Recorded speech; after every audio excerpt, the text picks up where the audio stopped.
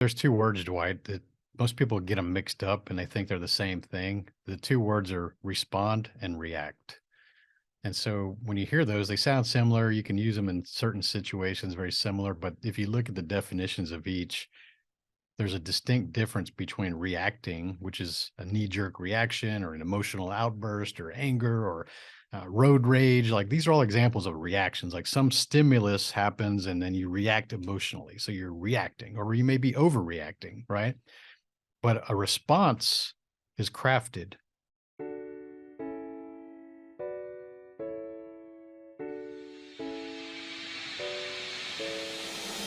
Welcome to Give a Heck. I am your host, Dwight Heck, and for much of my life, lived my life in quiet desperation, wondering how I was going to pay the bills, take vacations, save for retirement, and one day wondering if I would get off the hamster wheel of life and have purpose.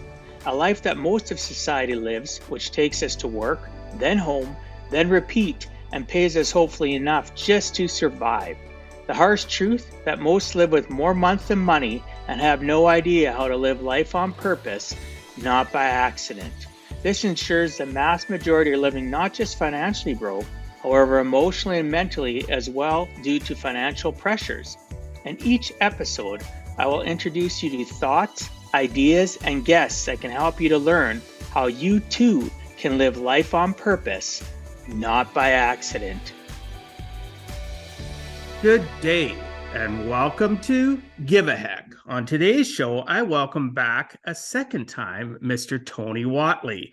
Tony was actually the first guest I ever had on my show way back in November of 2020. Back then, we discussed his origin, like my listeners know I like to focus on. We discussed his best-selling book, Side Hustle Millionaire, which is a must-read for those wanting to step out of their comfort zone and become an entrepreneur themselves. Many other things were discussed, and if you want to check out episode 2 and find out Tony's origin to his starting of his very successful brand, 365 Driven, check out the show notes. I'll make sure there's a link in there so you can easily access it. This time around, though, I wanted to simply just have a conversation with Tony of where things have gone for him in these last 3 years since he became my mentor and also a great friend. No real agenda, just simply talk about positive trajectory Tony and the 365 Driven Society have been on and what has transpired along the way, both from Tony's and my perspective as a student of the whole process. I'd like to welcome you back to the show, Tony. Thanks so much for agreeing to come on and sharing with us some of your life journey. Hey, love you, brother, man. I can't believe it's been almost 3 years. That's ridiculous. It just seems like yesterday when you started the show and you wrote your book, but here we are, man. Oh yeah, I do get new listeners coming on. Those that don't understand, Tony and I met way back in 2019. Initially, we met at a little a lunch table. His wife, himself, me, a person that was in my that used to be in my business, and we didn't even know who the HE double hockey sticks we were to each other. Well, fast forward not too many months later, look what happened. I'm sitting in an RTA event because we met at initially an RTA syndicate event. I'm sitting there. I'm always the type of person that likes being at the front, so I'm not very far from the front. And all of a sudden, Tony gets announced to come out and speak and has one of the most impactful speeches, on ABC, something that, I believe you can find it on YouTube. I'm pretty sure you can find it on YouTube. If not, reach out to me and I'll get the link to you. It wasn't very long, very impactful. And it was so profound for me. And even my son, who Tony's met more than, he's met before, we went and searched him out. Not that Thomas had a choice, but I searched you out down in the bowels of the hotel, just to say, hey, brother, I love that. And our friendship started. I think that's where it started from that point. And the trajectory's been amazing over the last 3 years. And really, honestly, it was laid out by the roadmap that you've done, because the difference between you and I is in the big picture is that you're farther in the journey of your brand of 365 Driven than I am my Give a Heck.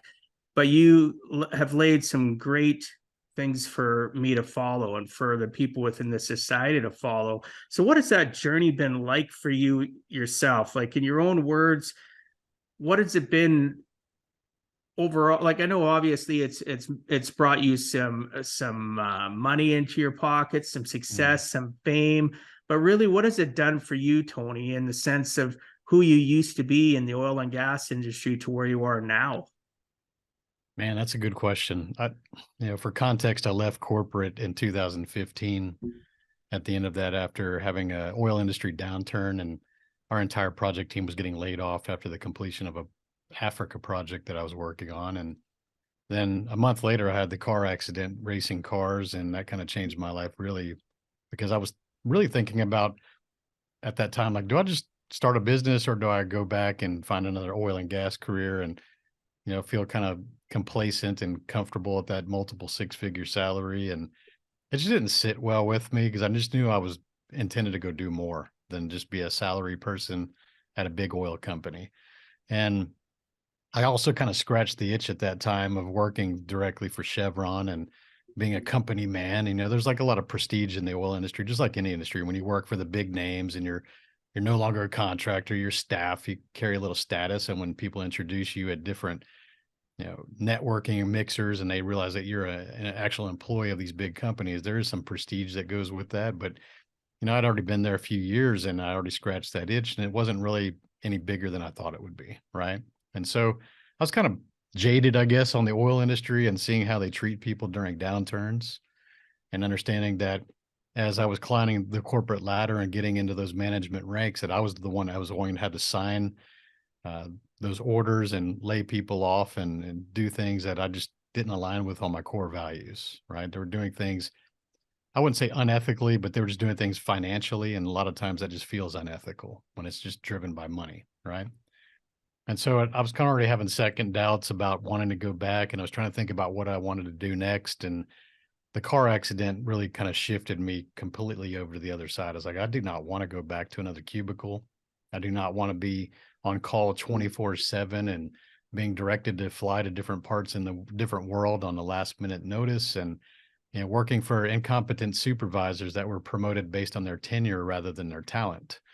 And I just got tired of being held back by these low performers who just been there for 20 plus years that really weren't very good at what they did, and they really weren't good examples of leaders.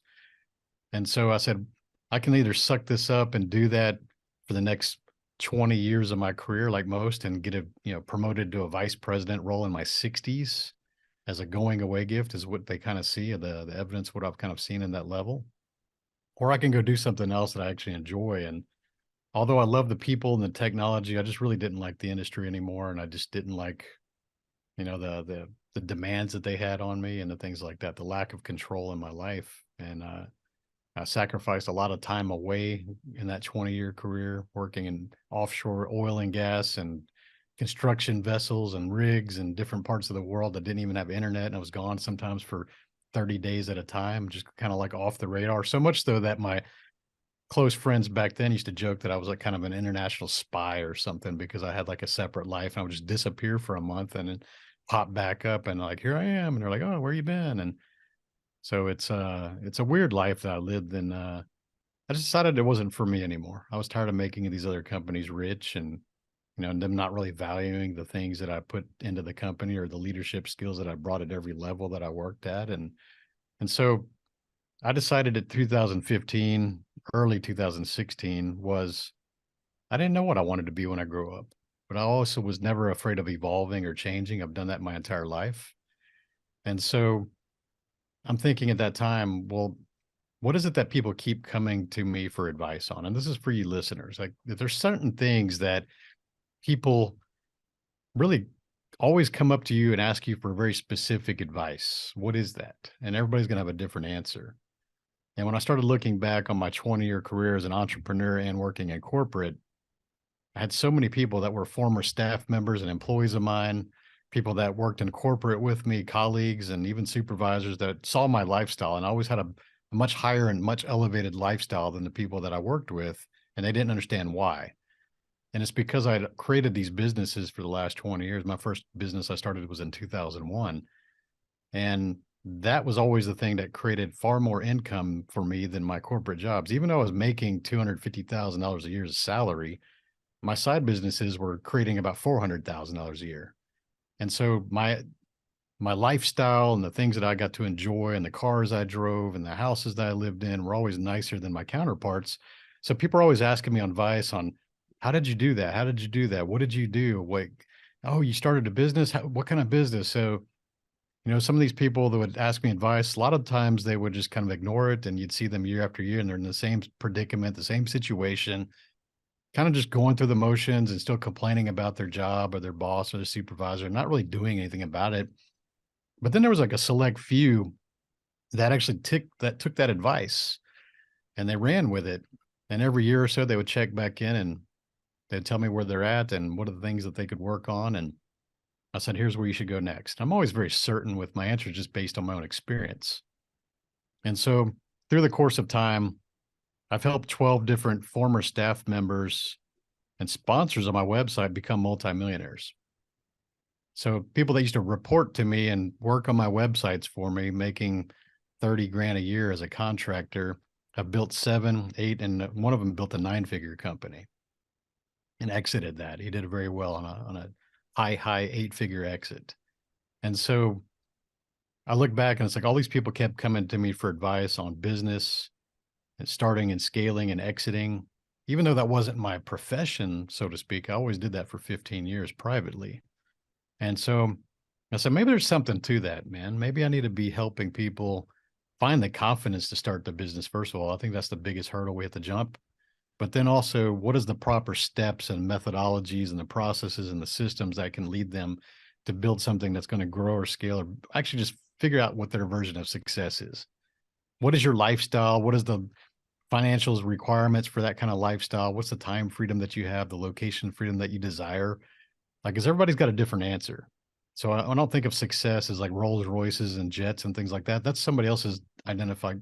That's their definition of success. And there's nothing wrong with that, but everybody has their own definition. And so I figured I'm going to help people figure out how to achieve their definition of success, but also at the same time to lift any limiting beliefs of their own potential, of their own decision on success. Because I find a lot of times, Dwight, that success, your current definition of success, is largely based on what your family's opinions of success were when you're growing up, or your friends that you hang out with and how they define success today. And if people don't believe me, just look at your friend circle and ask yourself if the success that you're living today is something that they defined or your parents defined for you as you're growing up. And you'll find that most of the times that is the case.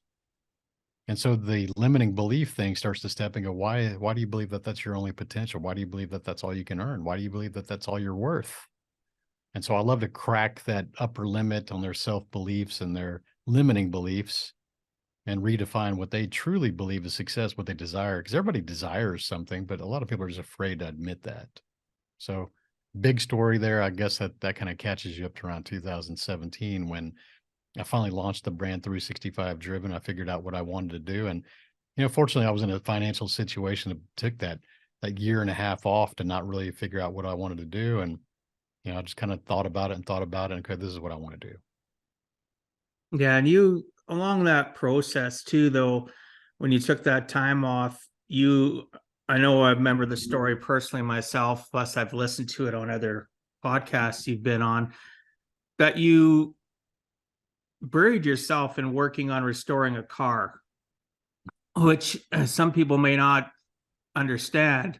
Working with your hands and working on something you're passionate about is really good for your 6 inches between your ears. It can be considered a distraction, but for me, I look at that time in your life as that was something that you needed to do because you had been traveling all over the place. You had no real grounding for 30 days at a time, like you mentioned, coming home and saying, hey, I'm back.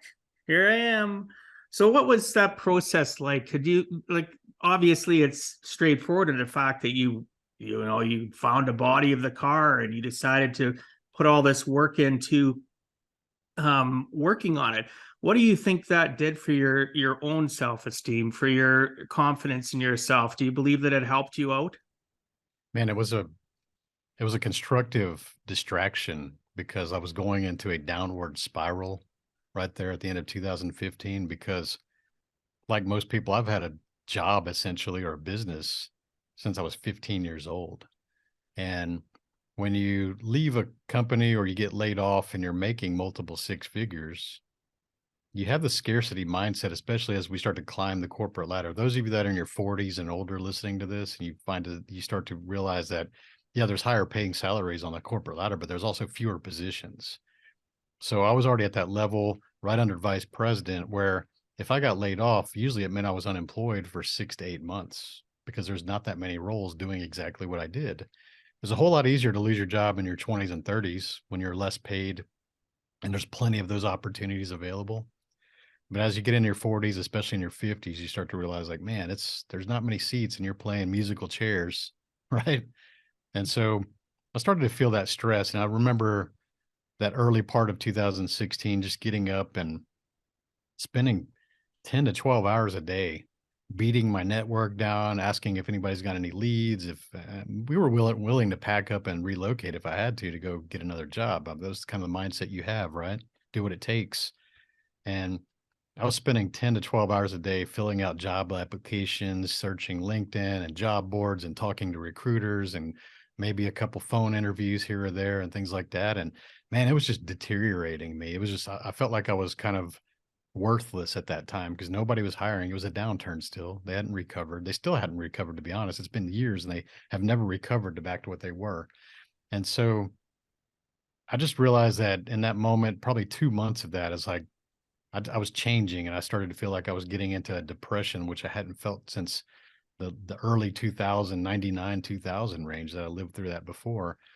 And I said, okay, what do I need to get out of this? What do I need to step out and shake this off? And for me, what I realized in that moment is I wasn't being productive, because if we're spending 10 to 12 hours a day on the internet looking for jobs and things like that and never really getting a result, then you're not really being productive. You're being busy, but you're not being productive. And for me, someone who likes to build things, like you said, with my hands, and design things and create things and draw and do graphic design and photography, I'm a creator at heart, very creative. And I wasn't doing any of that. So I had nothing to fulfill myself or feel like I accomplished anything at the end of the day. And it was really a cause of that downward spiral. So for me, I had my car just out of a paint shop. It was a hollow shell at the time. I mean, I had, spent months replacing all the body panels and getting it repainted and things like that. And I had boxes and boxes of parts that I'd already ordered for the car. And, fortunately, I have a shop in the back of my property, and I've got lifts and everything back there. I have a full service shop. And so I just started thinking, like, I need to do something productive and creative again. So I'm going to designate only 1 hour a day while I'm having my coffee. I will commit to doing 1 hour a day of looking at the job boards and applying to anything new. And then I'm going to shut off the computer, shut off the phone, and I'm just going to go back to the shop and work on the car. And I think initially it started out maybe 3 or 4 hours a day working on the car. And then eventually it became 12 hours a day working on the car because I had time to do that. And I built an entire car in 5 months. And this is a very high level build, guys. Like, it's about a $250,000 build. Like, it's a very high level build. It's been on the cover of several magazines. So it's a top line build car that I did every single nut, bolt, wire, even covered the convertible roof myself and did all the interior myself. It's And so so impressive. things that I didn't understand, I just learned how to do it, and I experimented on the car and I did it and I got the result because I knew I could do it. I just had to have the education. I would get on YouTube and read books and things about how to do those kind of things. And, I built several cars in the past. It wasn't the first car I've ever built. I built over 40 project cars, but that was the second car that I'd built completely from the ground up, every nut and bolt. So it's, yeah, it was a good distraction, and it took my mind off of doing things. And at the end of every day, I could see the progress that I made. And so I was being productive, and I documented the entire journey and took photos and videos and things as I was building that. I posted on the automotive forums and the Pro Touring and the Resto Mod forums and the LS1 Tech forum that I used to own. And so I had my sense of community back. People were supporting what I was doing. They were excited about the progress I was making. I was making it for a big show, Hot Rod Power Tour, which actually is going on this week, nationally. And so, I had a mission, and I had the tasks, and I put it on a schedule, and I had all my line items that I had to complete in this proper order. When you're building a car, you can't just randomly build things. You have to do things in the right sequence. Otherwise you're doubling your work. And so, yeah, dude, it was a good way to take my mind off of that low productivity and lack of creativity and having a purpose. Well, it's certainly with you, as you mentioned, you're a very creative person, and I can attest to that since getting to know you and hang around you. It would keep it keeps the biggest thing is our brain, as I've talked about it before with my listeners, and I coach on it as a giant computer. It doesn't know the difference between a truth and a lie. And you talked about the fact that doing all this stuff, and then you list down what you have to do to make sure that you're not, reinventing the wheel, doing things not efficiently. It kept you grounded between your 6 inches. Mm-hmm. And the end result is amazing. Listeners, I got the honor and privilege to visit Tony and Lisa in January and got to go for a ride in that. That car is immaculate. I can see why it's been on covers of magazines and been featured. But everything about that car is how you worked in oil and gas, in the sense that you were very structured, you're very methodical in what you do, and the processes. It simply applied it to a car, your ability to stay focused. So the reason I brought it up is because every time we've talked about, or I hear about your car, I think to myself, that was really a saving grace for Tony, in my opinion, right? It was something that, obviously, moving forward from there, you've done so many amazing things, but that's a great pit stop in the story of Tony, right? Yeah. I And it love wouldn't that have car. happened if I still had my career, because I was so busy. It probably would have took me 2 years to finish that car. Well, and yeah, 2 years, but you were blessed. Like, Yeah. I've been in your shop. Listeners, if you ever have the opportunity, that shop is amazing. His whole place that his wife Lisa and him own is amazing. It's designed and created for a person to, like your other office that you have that you've utilized for the last few years. Listeners, there's lots of time Tony posts and there's pictures of deer outside, and it's a real serene place. And it was what you needed at that point in time in your life, to have that car, to have that shop, and just be able to collect yourself and become grounded in the fact that Tony isn't getting on a plane except to travel now. He's not going to go and be stuck in Africa for 30 days or whatever. So kudos to you, brother. Like, people, you don't understand what you have your hands on or what you've done in your life. Because one of the things I do discuss with people is, you got to stop and smell the roses, is such a corny phrase, but if you're not enjoying the journey of life and the things that you have been gifted, because it was a gift for him, but he's the type of person, Tony isn't just like myself, will look at things and go, hey, this is just like artists look at a block of granite or whatever, or they look at a blank canvas, they pull out their creative side, and they develop and they do things that better and change their lives.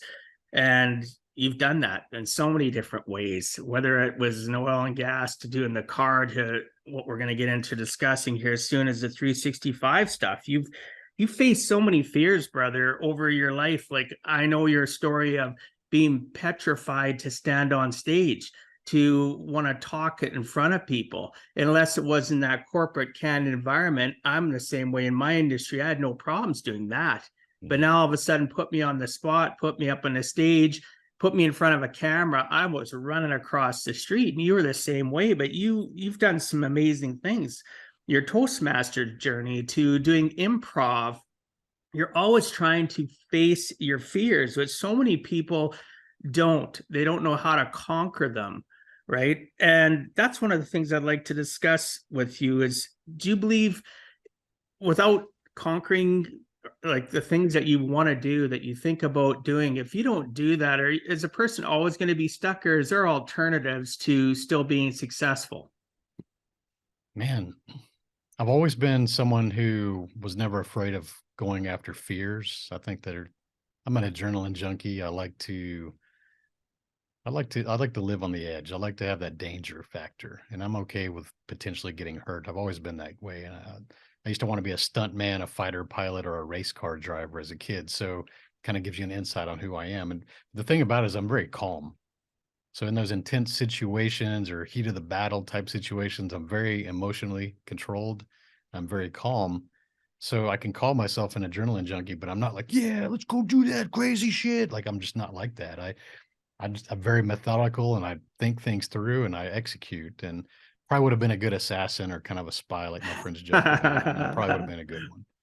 But going into the fear things, there's different levels of this, okay? Because early on, I would say that I was good at pursuing fears that didn't have anything to do with me being showcased or being in a spotlight myself, right? So maybe that's martial arts or playing contact sports or things like that, where you're physically challenging yourself and you're taking the hits and you're getting beat and you're hitting the ground, or maybe you're going to school or putting yourself through school like I did full time working as a welder and a construction worker, and just sleeping 3 hours a night. I mean, that's another level of fear, is finishing engineering school and doing that for 7 years, and and becoming a father and getting married and doing all these things. Like these are things are all that create fear. And I think everybody should pursue those fears because that's where change is. It's always on the other side of the fear. But that's where most people will never get, just doing that. The next level is when you start to do things that open yourself to potential criticism or judgment. It's a whole lot different when you start to adjust those fears to be focused on how do I improve on a personal level, from a physical level, from a spiritual level, a mental level, being willing to stand in front of the spotlight and on the stage, and those kind of things, and being on videos or not hiding from the photos anymore, things like that. That's a different level of fear, because we can be very successful and we could be very uh, pursuit of fears and conquering fears, but we could also do that in the shadows and in the background. Like it doesn't have to be like you out in the front. So we can become very rich. We can build things and hide behind the logos and just say, oh, the logo is more important. I'm just doing like all the bullshit that we put out there. Like, oh, and it's false humility from the reality, but it's humility to most people because they're kind of in that same boat. So if I were to say, like, I'm building a company, let's talk about like LS1 Tech or the things that I've owned, it'd be really easy for me to see like, oh, I don't have to put myself out there because I'm doing it for the community, Dwight.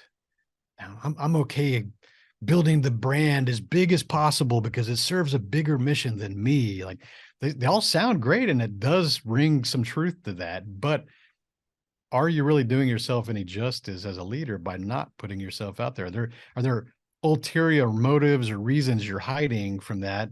Or are you just saying that? And for me, it was just saying that because it was very comfortable and it sounds honorable. But the reality is I didn't have the comfort of putting myself out there. I could be a leader and not have the showcase or the spotlight. I was good at that. Even in the corporate levels, you can achieve that.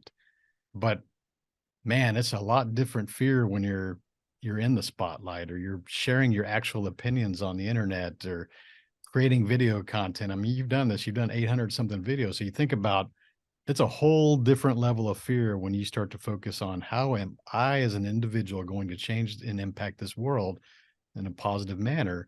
Do I have the courage to do that? And at the early days, like 2015, 2016, part of 2017, no, I did not have that.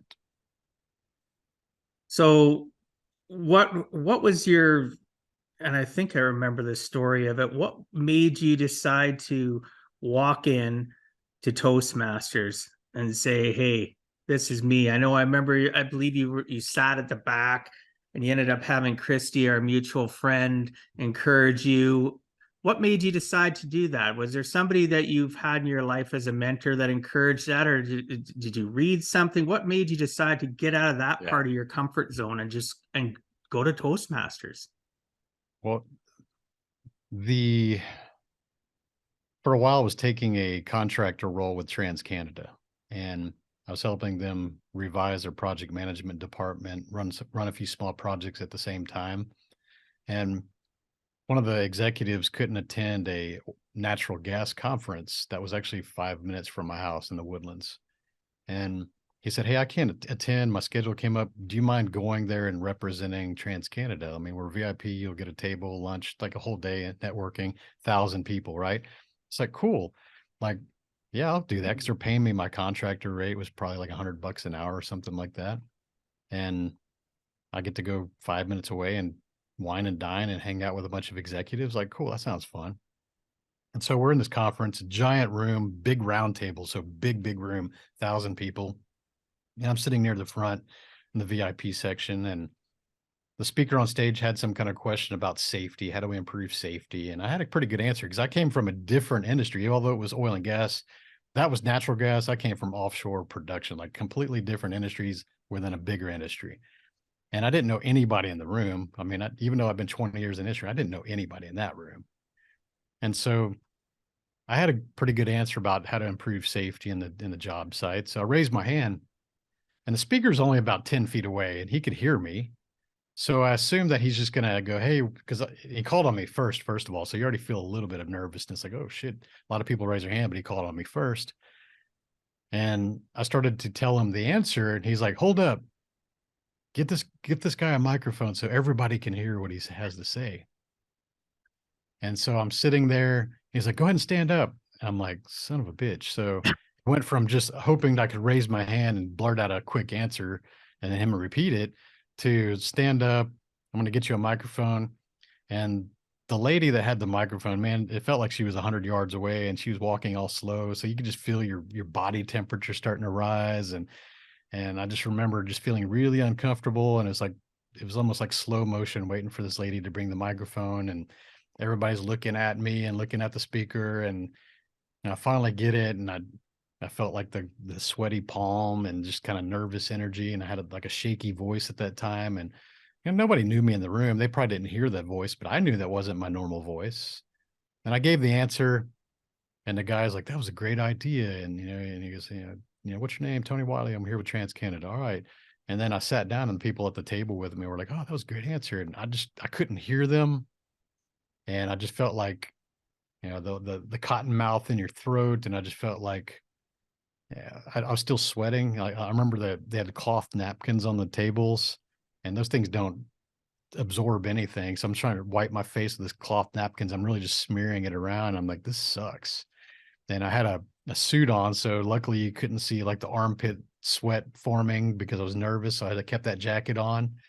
And I know that if somebody's watching or listening to this, they're probably relating to that situation. So, and I just remember thinking to myself when I sat down and I finally kind of got my bearings about me, I thought, what the fuck just happened? Like, I've had teams of 75 people. I've given thousands of presentations. I've led project kickoff meetings with, like contractor groups. And I was like, why am I feeling this? I mean, what the hell was that? And I realized that I have a fear of public speaking. And the main reason was because that wasn't my audience. Those were not my employees. They were not a captive group that was there that understood who I was and that I was the boss. And that, so it's a lot different when you're standing in front of the group that already knows you, have a little bit of relationships built, or they're your employees and they report to you and they can't leave. So I realized, okay, I got to get over this and what I need to do. Like, I don't want that ever happen again. And where most people, if they were in that situation, they'll be like, fuck that. I'll just never raise my hand again. I'll just never put myself in that situation. But I'm not like that. I mean, it's just like you talked about improv. Like, some people go to the comedy club and they go, oh, don't ever sit in the front because the comedians will heckle you and make fun of you. I'm like, fuck that. I'll sit in the front, because like I'm okay with that. And so I've never been the person that shies away from things and hides from things. I want to go explore that and get better at that and become more confident at that if it happens again. So, I get on Google and I said, how do you get over public speaking fears of that? And everything said Toastmasters. And I said, okay, I've heard about that. Some executives in my previous career would tell me like, you should go Toastmasters. And I kind of put it off because I had that ego of, well, I've given slideshows and I led teams and I had a company and I may become a multimillionaire. It's like all the bullshit that you tell yourself about public speaking because you had weak ass examples of it, really. And so fine, I'll go join. And that's when I met Christy. And even when I joined, dude, I didn't sit in the back. I sat in the front. I said, if I'm going to go, I'm going to commit to doing it because I don't go half-assed do things. If I'm going to go do it, I'm going to go do it. So, don't ever sit in the back and make sure you raise your hand at every meeting. Otherwise, like, why are you even there? Like, you're just a spectator again. Like you keep spectating in life. You're not participating. So I made myself really uncomfortable and I went, and turned out I love doing it. And I love the tactics around public speaking because most people think public speaking is just having the occasional courage to stand in front of people and speak. But real public speaking has tactics like your vocal inflection, your range, your volume control, your speed, your cadence, eye contact, your hand gestures, your stage presence, how you move on stage, the content, the story structure, all these tactics. So if you're hearing this kind of stuff and you don't know the answers to those things I just blurted out, then you are not a public speaker.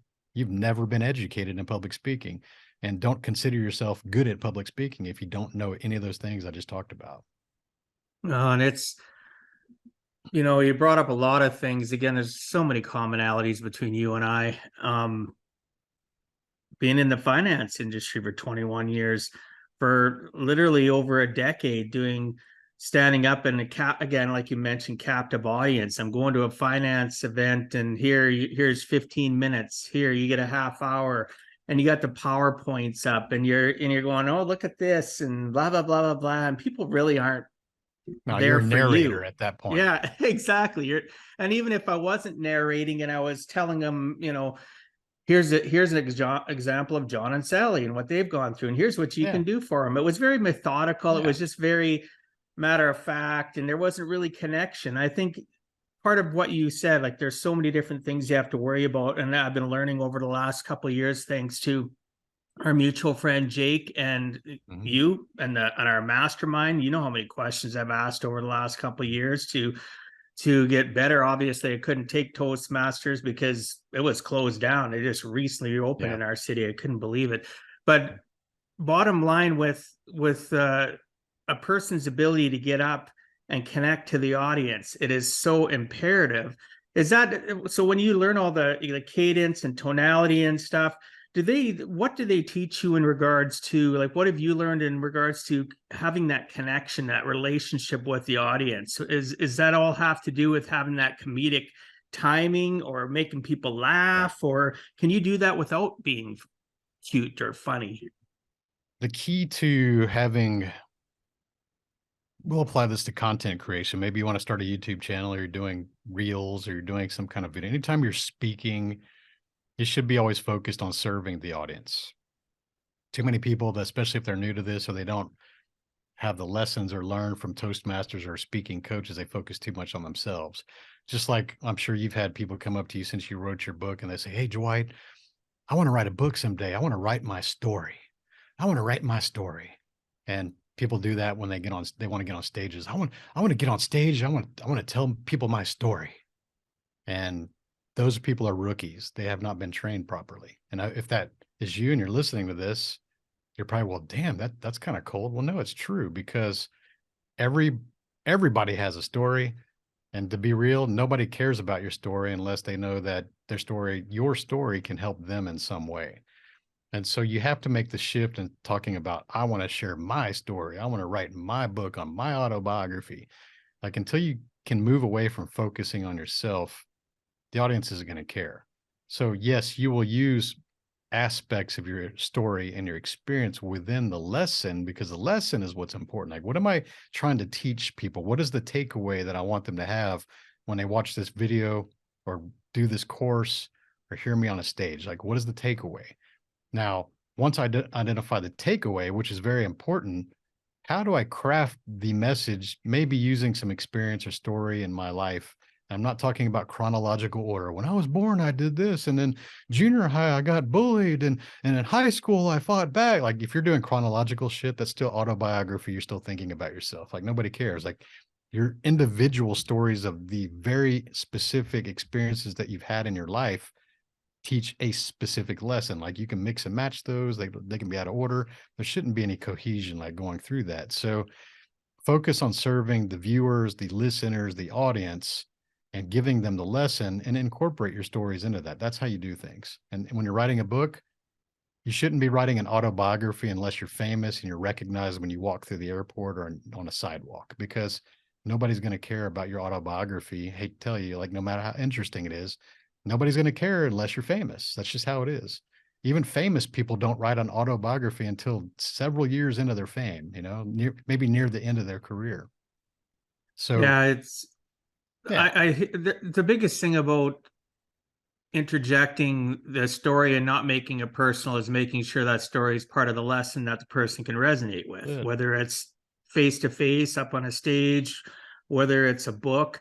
I find even myself just having conversations like my business has gotten extremely busy lately, and the amount of conversations I'm having with people, and they're telling me what they've gone through the last few years with the pandemic. And sometimes, and you can see the fear in their eyes. And I could be that person that just methodically gets down, okay, this is the steps you need to do. But I find when I actually share, not long, but simply a share saying, you know what, I feel for you. This is what I've experienced, or this is what I've, I take stories from other clients and I'll say to them, this client has gone through this, and I can empathize with you, and I can understand, and it's tonality, it's body language. It's back to that Toastmasters thing. I think it's ingrained in all parts of our aspects of our life that we need to relate to other people and realize that our story is a tool to assist, not a tool to captivate and take away from their anguish or what they're going through. Wouldn't you agree? Yeah, it's an example. So you would say, like a chapter format or a speech format, you would say, okay, what's the end goal? Like we always want to know what the end goal is. What's the main takeaway? So you work backwards from there. So now you go to the front and you go, okay, what's the provocative, bold hook type comment that I can start the speech with or the video with that grabs their attention and makes them scoot up to the edge of their seat? Because that is important. You can't just lollygag and generally get to the message. You need to grab their attention with some provocative, bold, or statement or a question. Get them engaged. And then somewhere in the middle, where's your story is going to be? It's going to be the example of the lesson that you're trying to teach. So you'll explain the lesson and go, here's an example. One time this happened to me, blah, blah, blah. You tell your story. And then you kind of do the summary. And the other thing that's also missing from most people that haven't been trained is you have to get them to feel an emotion, right? And the way you should understand this is that we do not remember things or we do not learn things unless there's an emotion attached to that.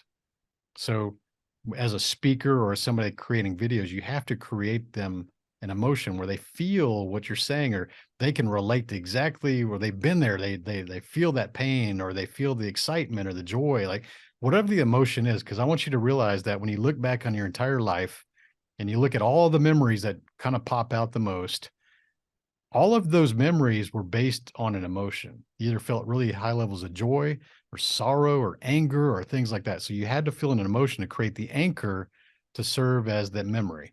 So if there's no emotion attached, you won't remember things. It'll be like, oh, you may randomly remember those things, but the things that really stand out are the ones rooted in emotion. So that's why the best speakers will take you on the roller coaster ride of emotions.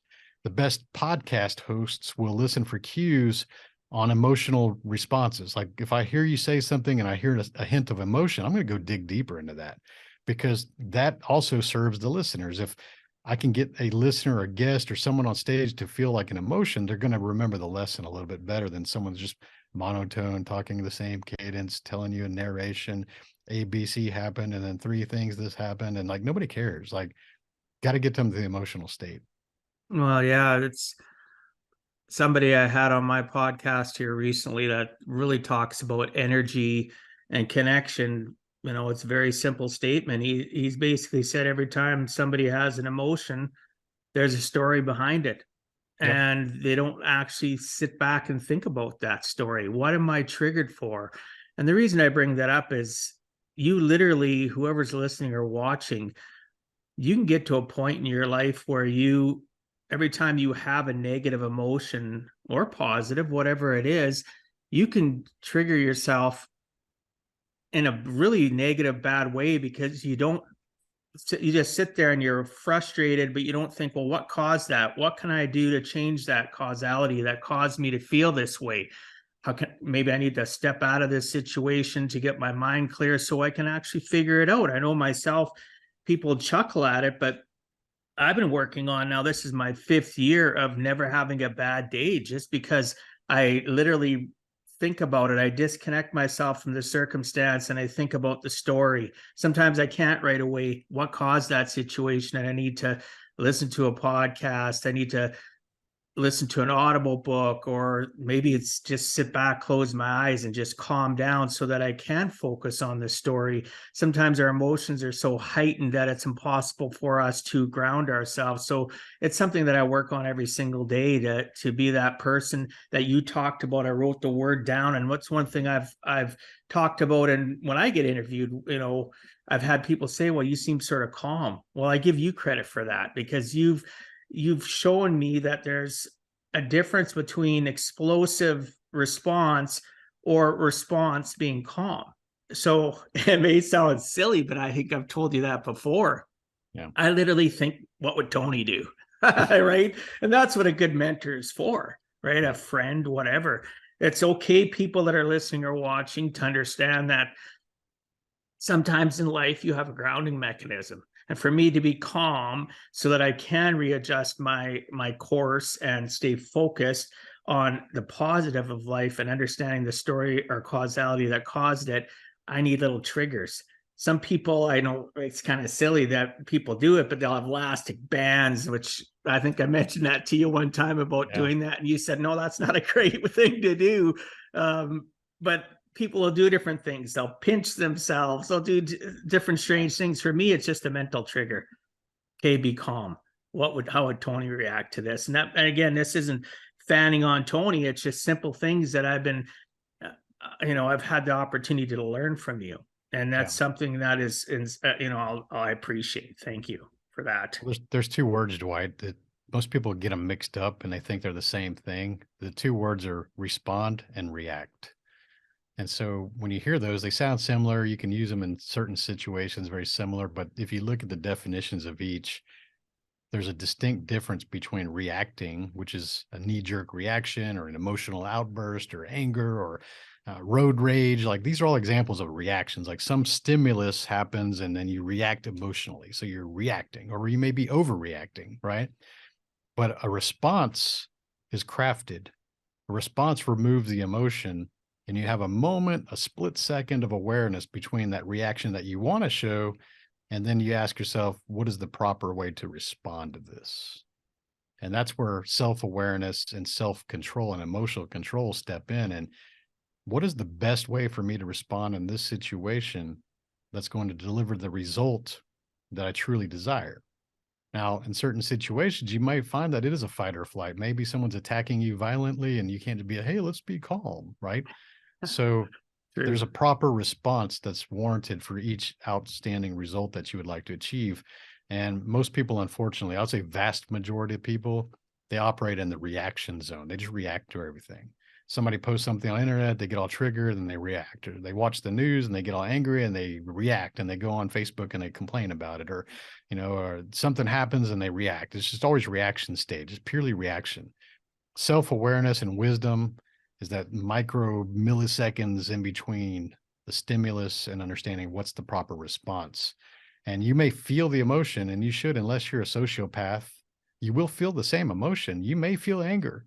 You may feel disappointment. You may feel upset about something, but you have to be able to craft the proper response and not react. Yeah, it's so true. It's you talk about crafting the proper response. A person has to work on it. Like, I say this all the time, I'm going to be a working project till the day I take my last breath. And a lot of people, like the majority of the people you talk about, don't understand that. They don't get it. What I mean by that is that I don't want to ever be camped in my mindset, because then I'll slip back to that reactionary point in my life. Because even though I can develop that positive habit, that negativity of society, that reactionary state is part of media. It's part of everything that we do on the daily. Like you talk about, you posted here, was it yesterday, the day before, you talked about the fact of media and how people fixate on that. So those listening or watching, you want to change and do some of the things that Tony and I are talking about, where you can get to a point where that millisecond, where you're not being reactionary all the time. You need to put some effort in. You need to take baby steps. You need to practice. You need to get involved in discussion groups, great masterminds. Like I've been blessed to being part of with the 365 Driven Society's masterminds. This is my third year. It makes a difference because, and I brought that up, a lot of people don't understand what masterminds are, do they, Tony? They don't have a clue. And really, in my perspective, mastermind is for me to come. And again, I've been to a few different types. I do love the layout of how you modeled yours. I know you got some of your guidance in regards to how Lewis Howe's amazing man, by the way, for those listening, check out his stuff too. Your podcast, not your podcast, pardon me, your mastermind literally gives us the opportunity to share what our present state is, our reactionary state. And it gives us the opportunity to share and then have our time in the spotlight. And you're not the type of person in that mastermind that's controlling it all, which I love. You're there for us, but you allow each of us to have the opportunity to pat the other on the back or kick him in the ass, right? Yeah. What are the two? Respectfully disagree, right? Respectfully disagree. And what has that journey been like for you yourself? I know for me, it's been phenomenal. Like I just don't understand those that don't come back. And I'm not judging anybody that's listening, because some of those people are people that listen to my show. I just don't understand obviously some of it's monetary, but I can't imagine. All I see is an evolutionary process of where I want the mastermind to go, which you're already thinking about anyway, which is exciting, right? To be more specific. So what's that journey been like for you? How has it helped you in your own mindset and your development of the 365 driven, and where you're going to process doing these masterminds for us?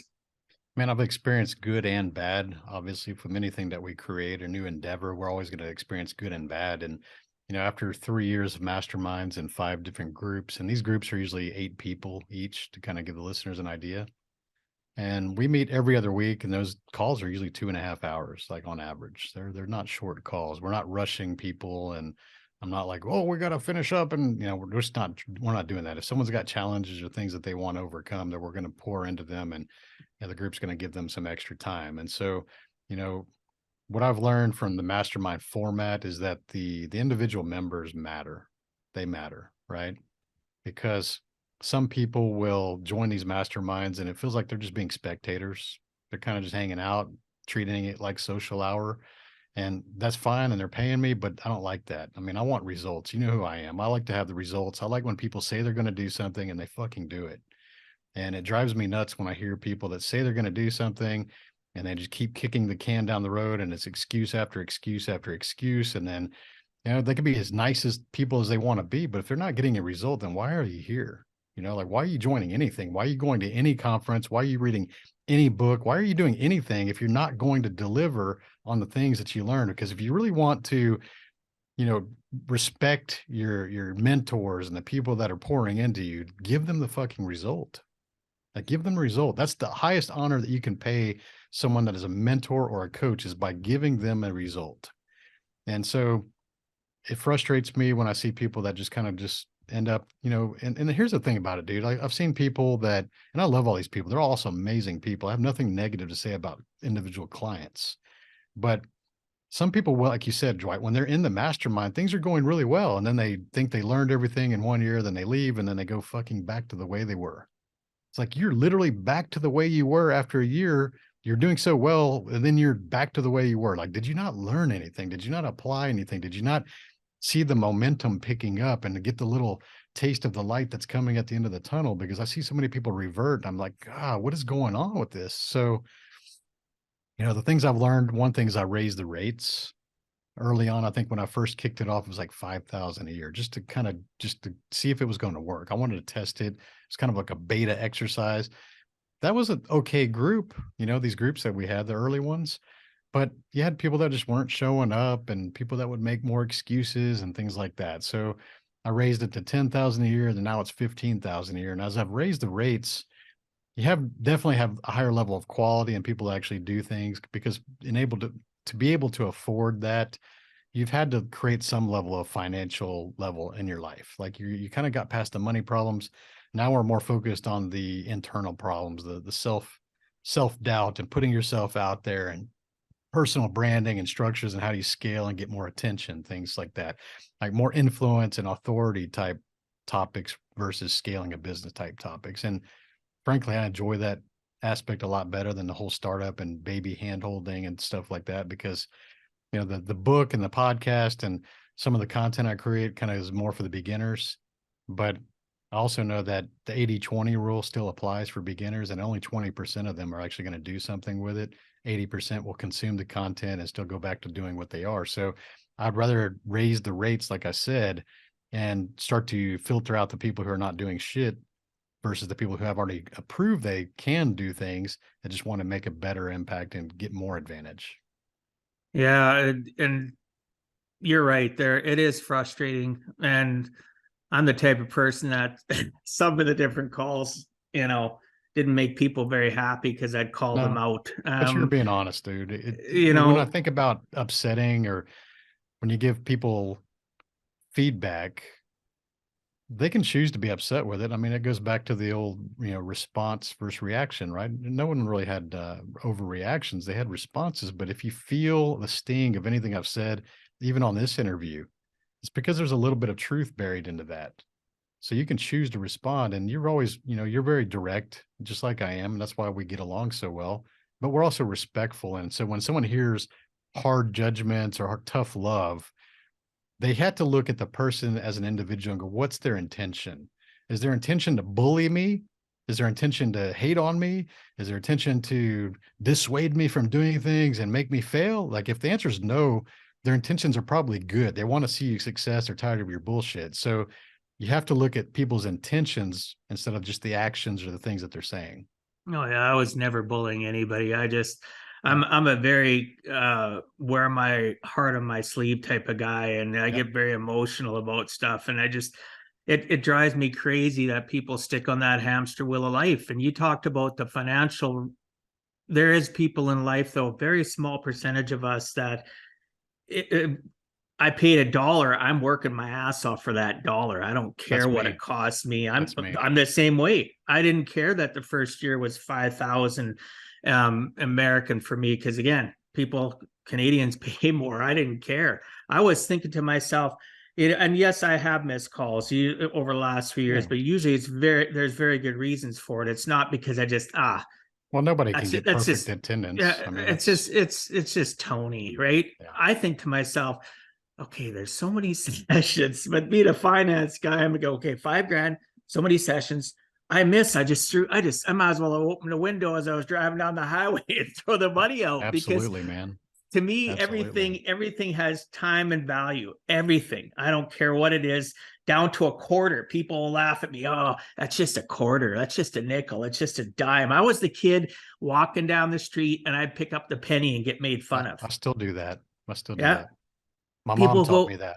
Yeah, you don't respect my dad money, did. Money won't respect you. And I think about a random penny on the ground is that, if you're struggling with financial issues and you're not willing to pick up a penny, that penny could have been the sign that was placed there by God to test your will of money.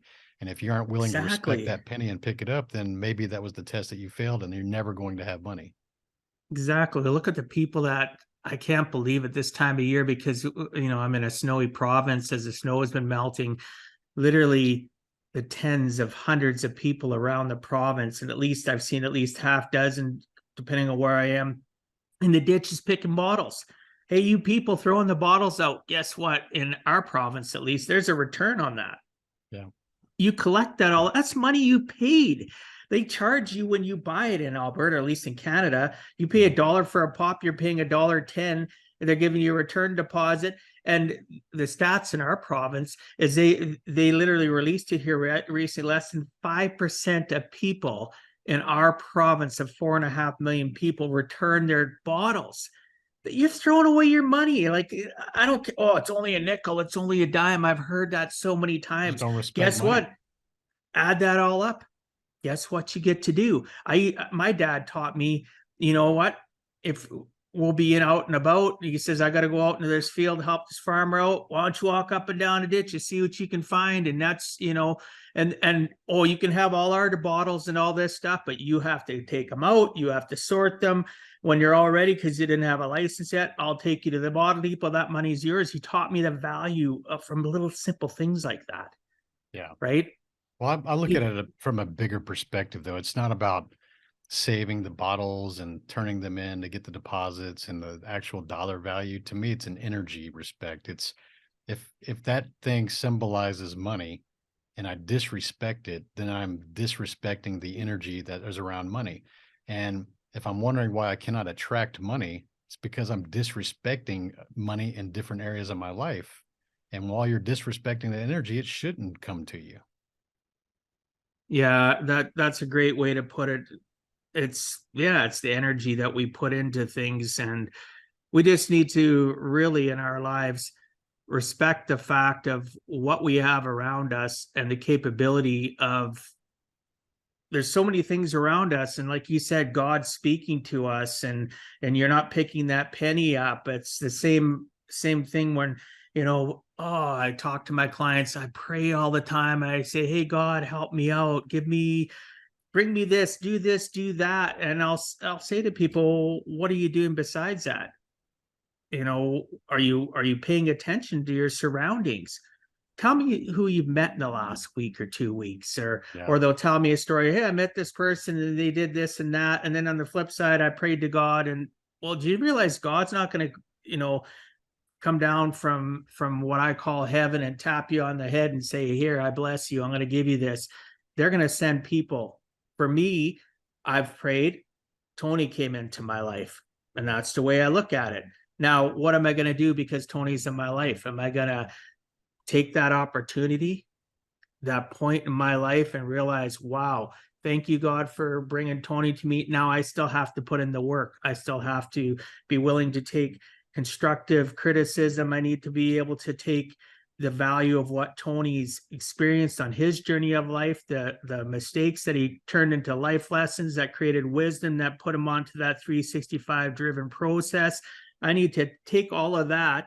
So, again, I'm not a person that believes in that you can talk things into existence, right? Even No. those that don't believe in God, that talk about positive affirmations. I'm not saying affirmations don't work, people that are listening. What I'm saying is that's the start.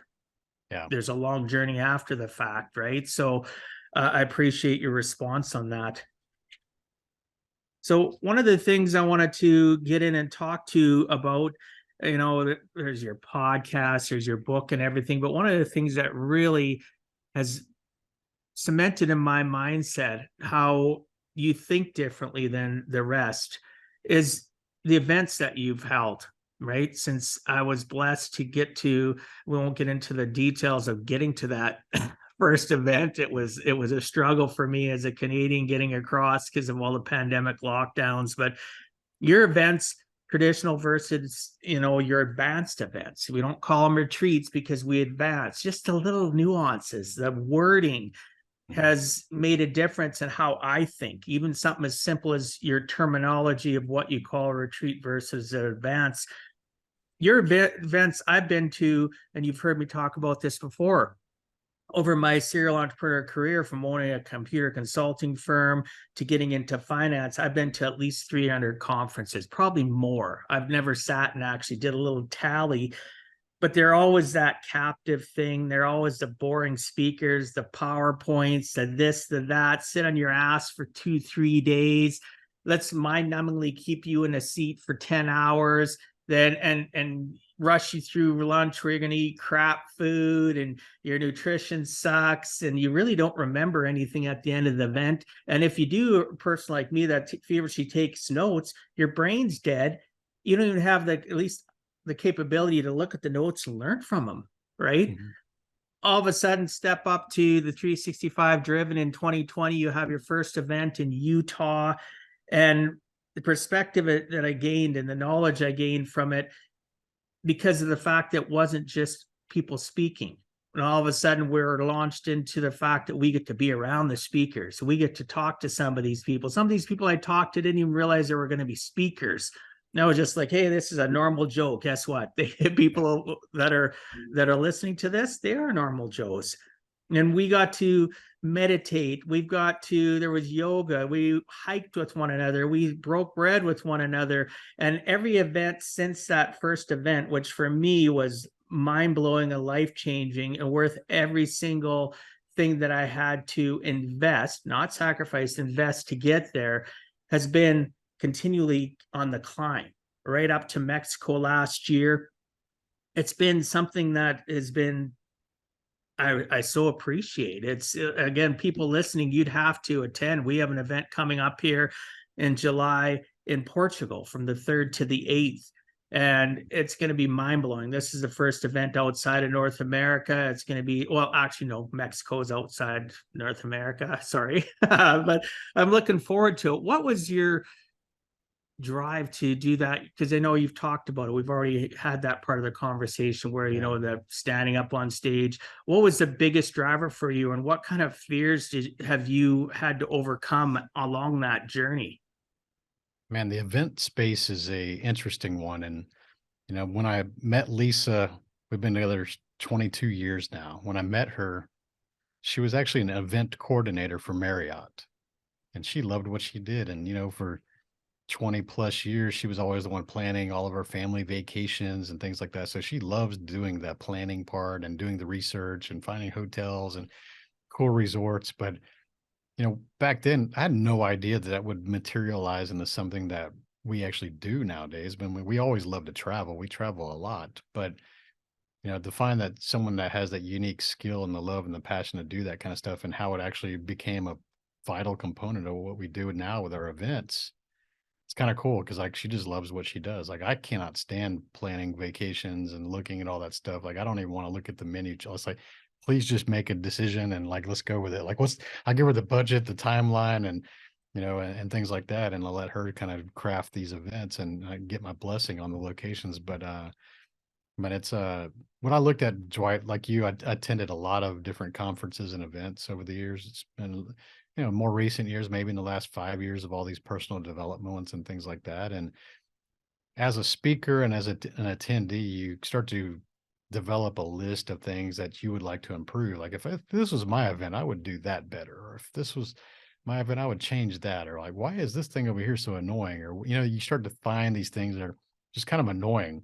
And from a speaker's perspective, here's some of the things that are annoying. I always thought it was annoying when maybe as a speaker you are told that you had to stay in the back room, the VIP room, because you couldn't go hang out with the general audience because the VIP people paid extra to be able to talk to you and spend some time with you. So you always had like this back room we called the green room, where the speakers and the presenters would hang out.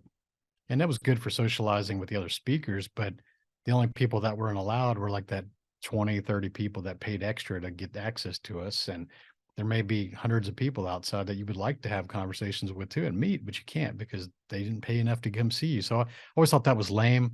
I thought that was kind of a money grab type scenario. And most of these events still operate in that fashion. And I don't really like being in those VIP rooms. I like to mingle and talk to people, you know. And one of the biggest things I saw when I saw Gary Vaynerchuk on stage here in Houston, 2018, and it was a big conference. I mean, he packs a house, right? And there was big name speakers, like several, like a lot of the Shark Tank hosts and stuff were speakers that day. And, you know, I think even George Bush was a speaker. I mean, there was a lot of big name speakers. And Gary V was the only one that actually came out and like talked to people and like hung out and like took selfies with people and shook hands and let people hug him and say, it's like, dude, if that guy is the biggest name here, because he was the closing keynote, he was the draw. If the biggest speaker in this room in an arena with thousands of people could still go out there and mingle with the audience and you know, talk to people, like, why do all these other people think that they're such a huge ego, that they're so important that they can't do that, right? And then you got these other speakers that will just get on the stage and they're out the door. Soon they're out the back door. As soon as they're done, they got the car, pull them around, and they're out. They're just out. They don't even want to mingle with even the other speakers. So it's like all these annoying personalities that you start to see that, frankly, a lot of the people listening and watching probably idolize or believe that, you know, these people are like awesome. Like they're not really that awesome in real life, you know? And so I started thinking about, like, I don't like the VIP room with limited access, because speakers want to meet people and also people want to meet speakers. So I only bring speakers to my events that will hang out for the 3 or 4 days and actually have dinners with us and hang out and do the activities and the excursions. So that was one thing. I try to make it where everybody's a VIP. The only time I would have a VIP package if it was like an accommodations upgrade, you know, not an event upgrade.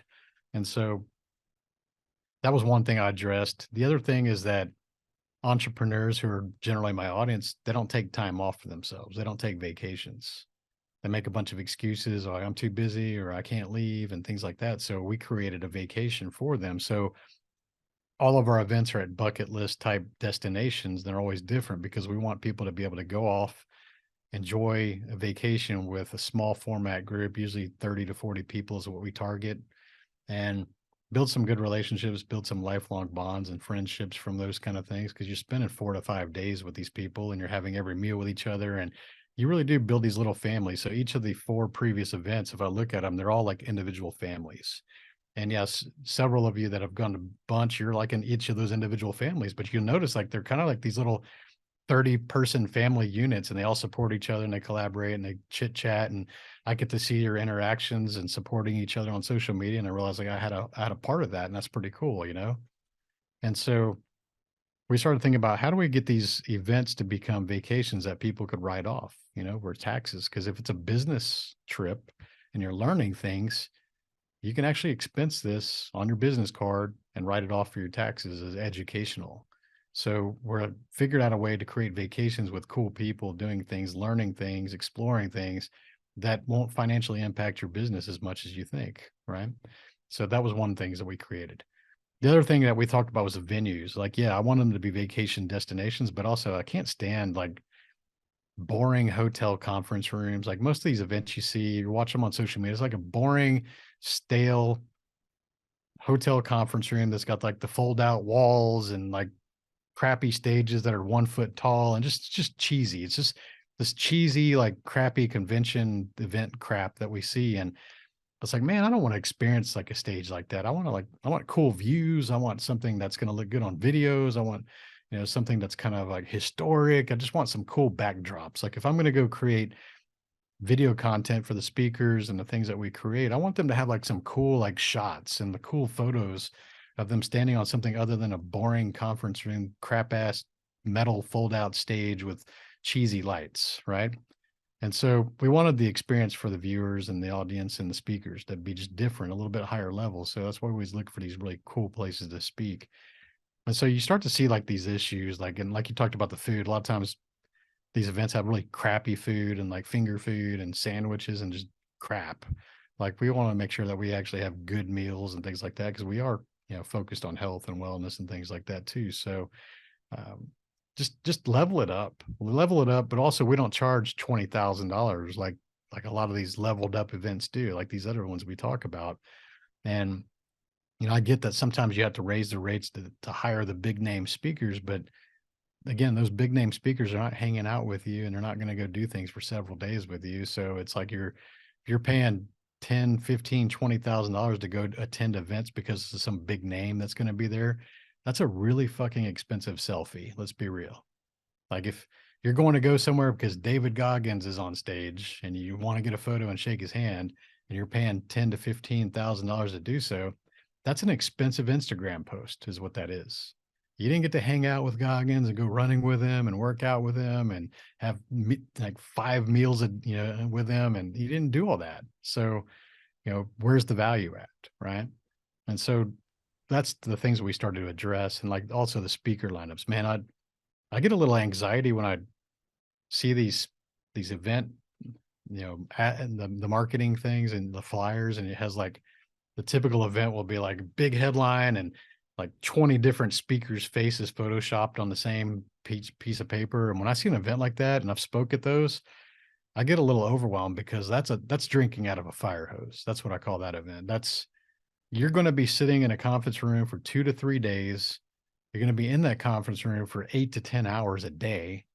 You're going to have shit food to eat. You're going to have water to drink, probably be dehydrated, not really getting your exercise in. You're never going to see the sun. And you may be in the coolest city in the country or in the world, but you're stuck in a stupid hotel conference room for 2 to 3 days for several hours most of the day. So you're not even enjoying the city that you're in. So why even go there, right? And so I don't want those fire hose conference type events. Like if I'm going to host those things, I want to make sure. And we found the sweet spot by playing around. Like 6 hours is a maximum. Like, For a multi-day event, 6 hours of speaking and presenting is a maximum. That's what we found the sweet spot, because beyond that, people start to glaze over. They kind of get bored. They're looking at their phones, or mentally just can't take anymore. They drank too much out of a fire hose for that 6 hours. So that's what we do. We just have one half day of speaking. That way we can do more exploring in the cool places that we're at.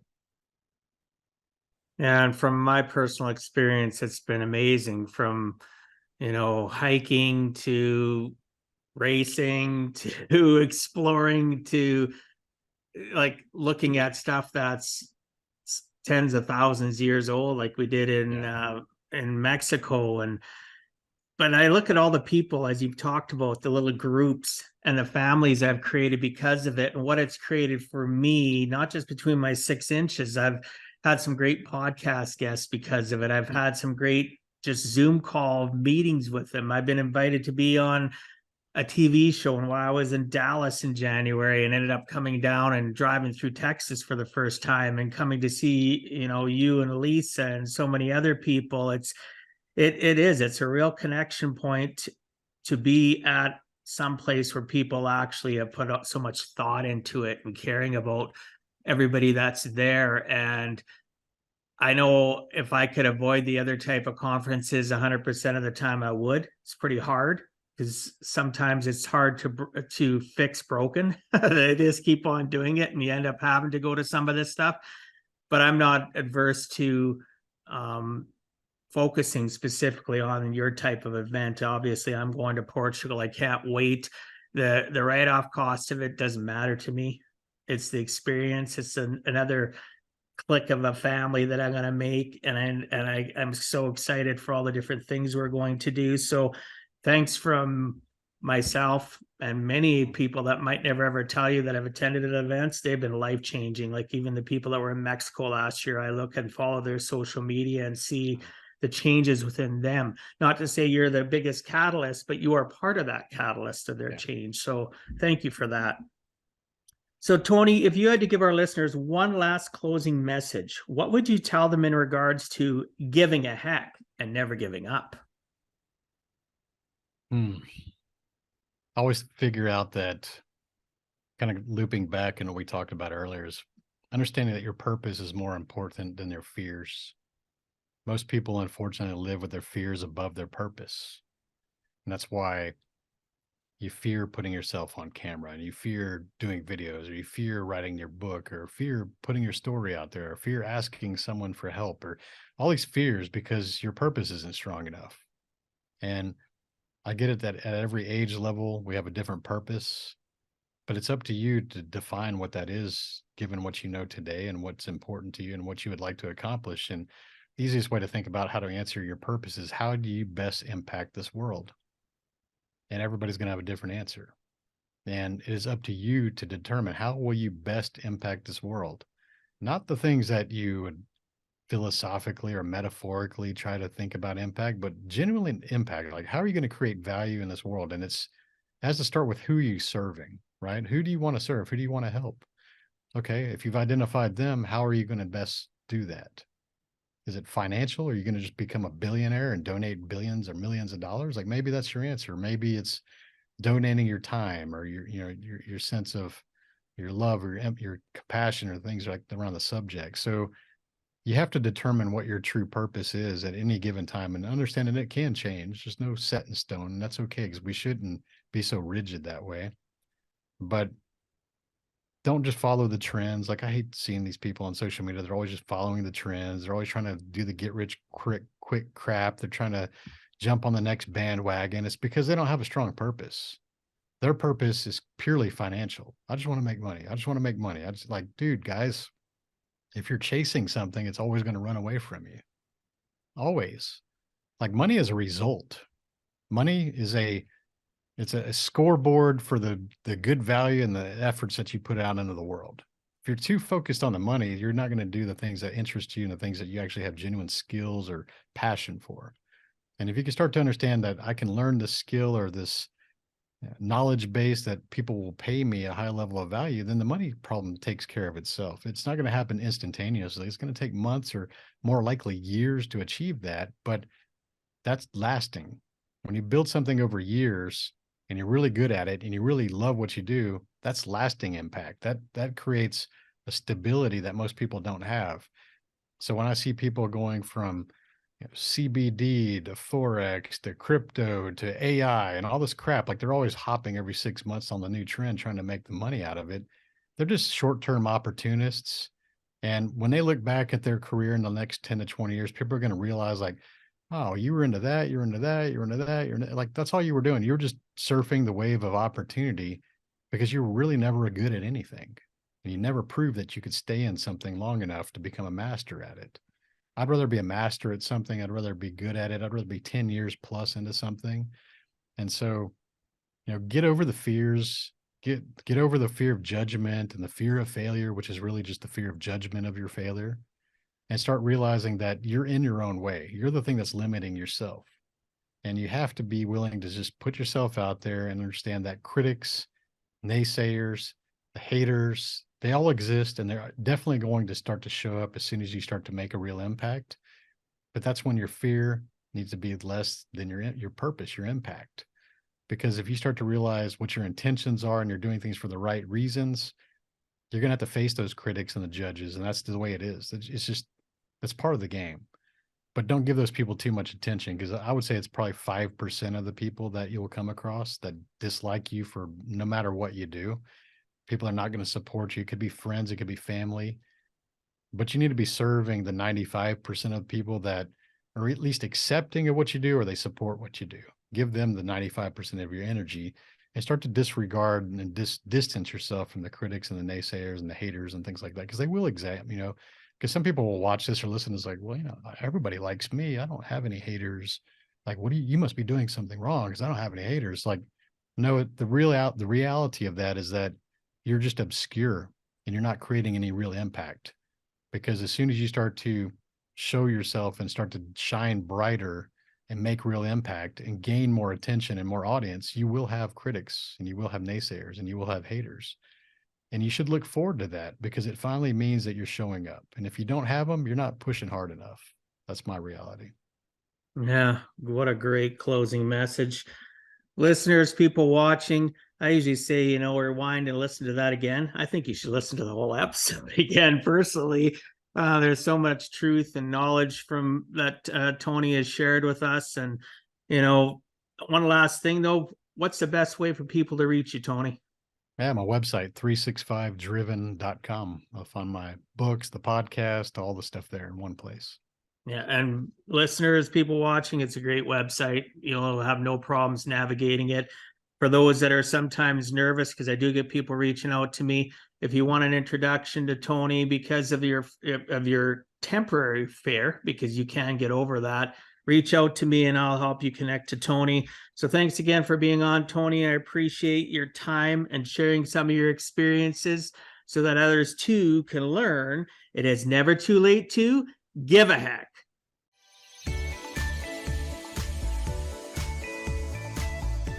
Thank you for taking time out of your day and listening to Give a Heck. If you find value, I'd appreciate you sharing with your friends and family so they too can learn how to live life on purpose, not by accident.